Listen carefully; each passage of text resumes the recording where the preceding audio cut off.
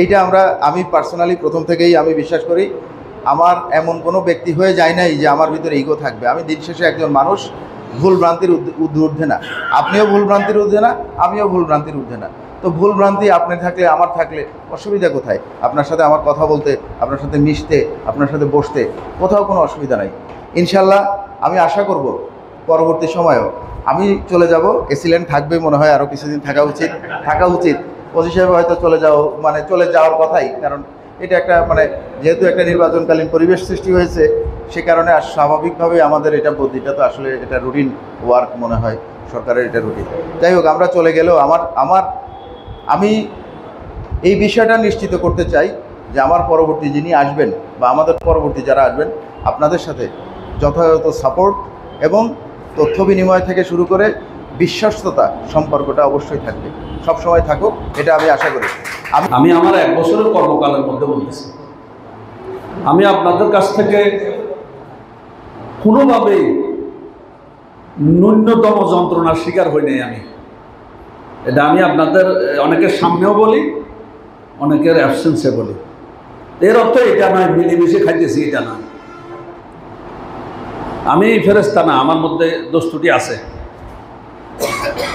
যেটা আপনাদের ক্ষতি করবে। আমি মনে হয় প্রথম দিনে বলছি যাদের সাথে সাক্ষাৎ হয়েছে, যেটা আপনাদের এলাকার স্থায়ীভাবে ক্ষতি করবে আমার দ্বারা, আপনারা অকপটে সেটা সামনে নিয়ে আসবেন।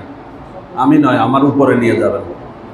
আমি আমার অবস্থান থেকে চেষ্টা করছি 1 বছর, যেটুকু আমার সাধ্যের মধ্যে ছিল, সাধ্যের যতটুকু ছিল আমি চেষ্টা করছি ততটুকু নিজের উপস্থিতি জানান দেওয়ার জন্য। টানা 3য়বার অর্জন করেছে দেশের সেরা সুপার ব্র্যান্ড স্বীকৃতি বসুন্ধরা টিস্যু। অনেক সময় মানুষজন ফোন দেয় এবং আমাদেরকে মিসগাইড করে।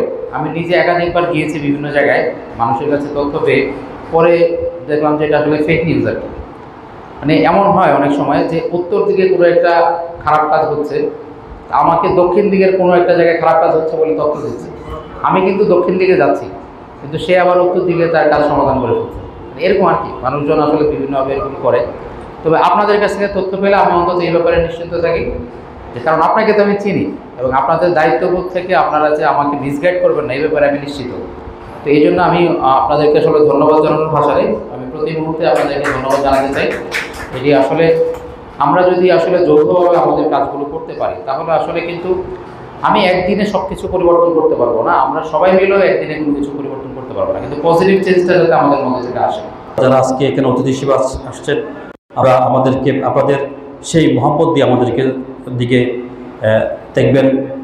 আসলে আমাদের ইউনো মহোদয় এবং ওসি মহোদয় আমাদের বক্তব্যে অনেক গুরুত্বপূর্ণ কথা বলেছেন।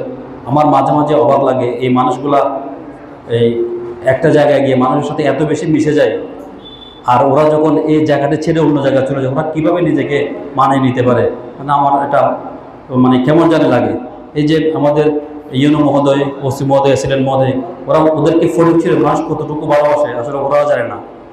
ওদেরকে ফরিদ ছিল মানুষ, মিডিয়ার ব্যক্তিত্ব বলে ফরিদ মানুষ কত বেশি ভালোবাসে, আর এই ভালোবাসার মানুষগুলোকে ওনাদেরকে একসময় ফেলে চলে যেতে হয়।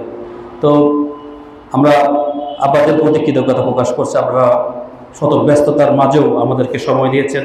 ফটিকছড়ি প্রেস ক্লাবের আজকের এই মহেন্দ্রকোণে আপনারা উপস্থিত হয়েছেন, আমাদেরকে আলোকিত করেছেন, ফটিকছড়ি প্রেস ক্লাবকে আলোকিত করেছেন।